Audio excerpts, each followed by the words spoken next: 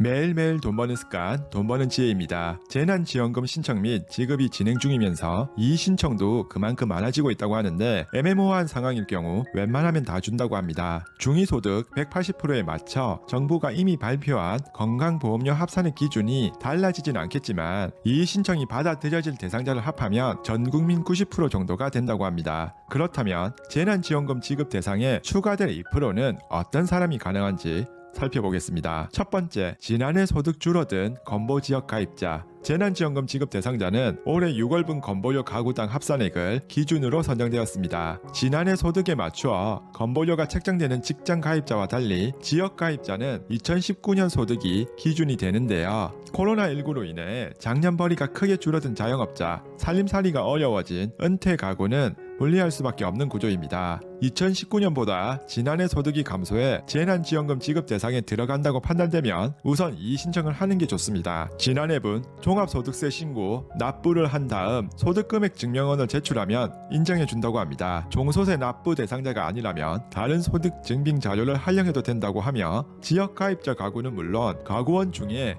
직장 가입자가 섞여 있는 혼합 가구도 해당하는 사항이라고 합니다. 두 번째, 주민등록상 따로 사는 맞벌이 가구. 재난지원금 대상 선정 단위인 가구는 주민등록법상 세대별 주민등록표에 함께 등재된 인원을 뜻합니다. 하지만 직장 때문에 따로 살아 주민등록상으로 주소가 다른 맞벌이 부부는 건강보험 피부양자가 아닌 이상 별도의 가구로 친다고 합니다. 그런데 이 가정에서 불리한 가구가 생겨날 수 있습니다. 하나의 예로 남편이 아이 한 명과 살며 건보료 월 21만원을 내고 부인이 다른 아이 한 명과 함께 지내며 건보료 월 17만원을 각각 내고 있다면 부인과 아이 한 명만 25만원씩 총 50만원 재난지원금을 받을 수 있습니다. 부인 쪽만 이 헛벌이 가구 재난지원금 지급 조건을 충족하기 때문입니다. 남편과 다른 아이 한 명 아이는 건보료 기준 초과라 받지 못합니다. 이러한 경우 가구를 합쳐서 계산해도 인정받을 수 있다고 합니다. 즉 부부 두 사람의 건보료를 더하면 37만원으로 4인 맞벌이 기준 이하라 가족 4명 모두 25만원씩 총 100만원 지원금을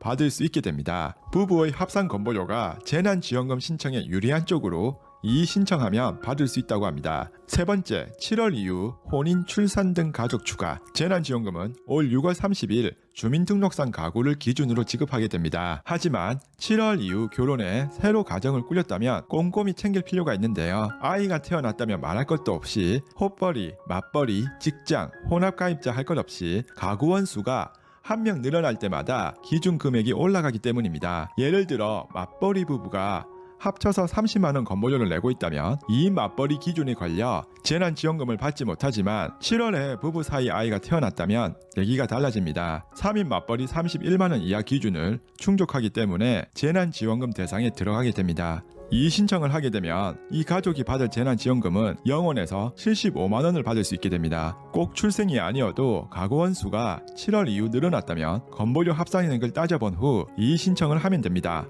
혼인, 이혼, 출생 등에 따른 가구원 변경을 증빙 서류를 제출해 인정받을 수 있는 기간은 이 신청 마감일인 오는 11월 12일까지입니다. 아이가 11월 초순에 태어나도 재난지원금을 추가로 받을 수 있다는 의미입니다. 이 신청은 국민권익위원회 온라인 신문고 각 주민센터에서 받고 있습니다. 11월 12일까지 가능하다고 하니 아직 못 받았거나 유불리가 애매모호하셔서 신청을 미루고 있으시다면 일단 이 신청하고 보시길 바랍니다. 가급적이면 정부에서 이번에는 다 주는 쪽으로 한다고 합니다. 오늘 영상은 주위에 재난지원금 신청으로 고민하시는 분이 있다면 공유해 주시길 바라며 유익하셨다면 구독과 좋아요 부탁드립니다.